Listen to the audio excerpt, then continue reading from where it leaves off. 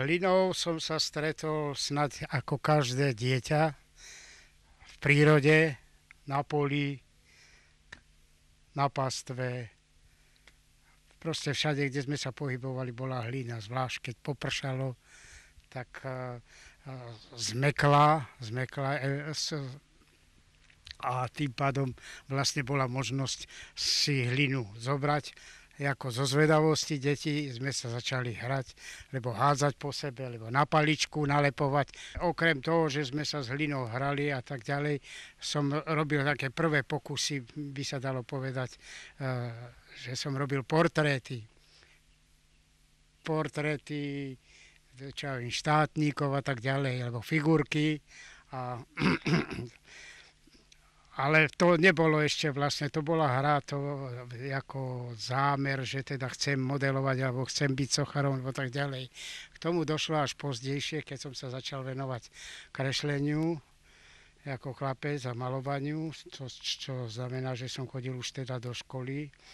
A môj zámer bol pôvodne teda stať sa maliarom. Tak sa všetko moje úsilie smerovalo k tomu, aby som bol maliar. Aj na skúšky na školu umeleckého priemyslu v Bratislave som sa prihlásil vlastne na odbor maliarský. A vzhľadom na to, že neboli vtedy také veľké informácie o keramike alebo o ostatných možnostiach štúdia, tak všetci sme si mysleli, že všetci budeme maliari. Ukázalo sa samozrejme, že by museli prijať všetkých len, povedzme, na grafiku, kde sa malovalo na aranžerské oddelenie a tak ďalej, tak samozrejme potrebovali naplniť aj ostatné odbory. No a podľa toho asi, ako sme urobili skúšky, kto mal schopné, povedzme, na hlinené modely alebo modelované figurky alebo tak ďalej, tak podľa toho potom nás smerovali na rezbárske, na keramické oddelenie a tak ďalej, textíl a ostatné. Tým začala vlastne moja taká vedomé smerovanie teda z práci s hlinou. Rodičia si predstavovali niečo iného, že budem robiť, vtedy pravda sa robilo na rolách a tak ďalej, tak počítali s tým, že budem pomáhať doma a tak ďalej. Ale moje úsilie, teda moja snaha, teda byť, by som povedal, umelcom alebo maliarom, tá bola tak silná, že som všetko nasmeroval na toto. A pomohlo mi to k tomu ešte aj to, že v Šulekove, tedajšom Beregsegu, bol kolega, ktorý mal stejné zámery ako ja, tak tam pri pásení kráv, tak sme obidva si kreslili a tak ďalej. Tak by som povedal, že to bol taký hlavný impuls, že by som sa tomu naozaj venoval vážne a ďalej. Keď sa vrátime k tomu, že som chcel byť maliar, tak napriek tomu teda som bol prijatý na keramiku. Tak túto keramiku sa mi to páčilo, som sa jej začal ako vážne venovať v škole a dokonca som aj na Vysokú školu do Prahy šiel na odbor keramiku a pokračoval som v tom štúdiu.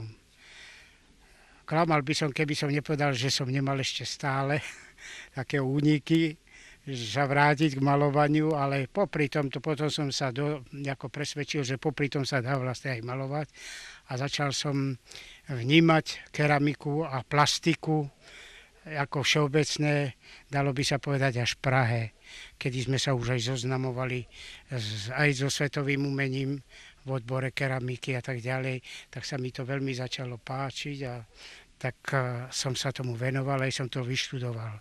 No a po troche a pomaly som získaval nejaké zákazky a až teda vlastne tá existencia ma presvedčila, že teda z tej keramiky sa dá aj žiť.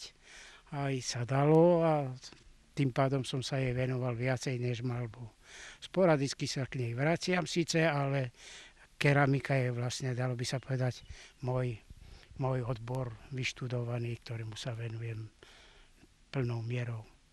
No to je práve tá vec, že mne sa páčili, pri tým štúdiu a tak ďalej sa mi páčili japonské záhrady a a plastika exteriérová, viac menej zámocké parky a tak ďalej, kde boli plastike síce iného druhu, povedzme kamenné a tak ďalej, ale tí záhradné fontány a sochy a tak ďalej v tých historických záhradách, či v Európe, alebo aj v tom Japonsku a tak ďalej, tak ma priviedli k tomu, že som chcel sa venovať exteriérovej plastike.